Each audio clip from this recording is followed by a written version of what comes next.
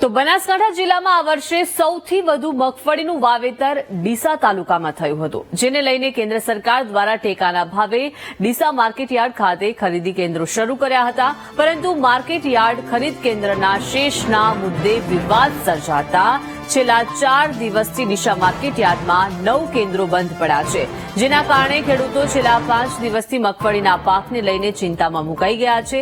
મગફળીની ખરીદી બંધ થઈ જતા ખેડૂતો પર વાહનોના ભાડા ચડી રહ્યા છે, જેના કારણે ખેડૂતોને નુકસાન થઈ રહ્યું છે। ખેડૂત બાપડો પીસાઈ રહ્યો છે અને માર્કેટને શેષનો પ્રશ્ન છે।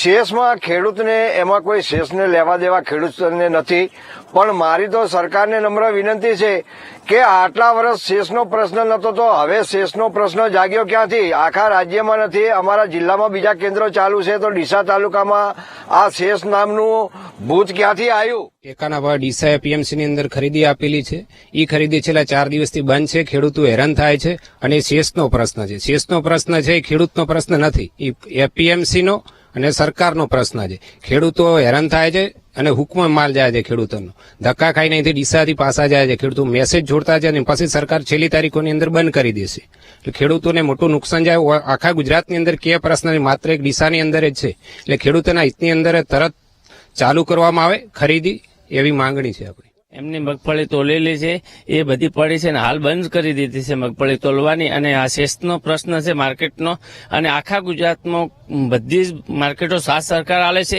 એક ડીસાની એવી એપીએમસી માર્કેટ છે એ ખેડૂત વિરોધી છે, એ ખેડૂતને કતું પ્રોત્સાહન નથી આલતી કે એને સાથ નથી આલતી કે ખેડૂત હેરાન થાય ને એમાં એમને મજા છે ખેડૂતોને। અને ગોવાભાઈ જેવા માણસો કોઈ મિટિંગો કરે છે, એમની સાથે કોઈ વ્યવસ્થિત જવાબ નથી આલતા।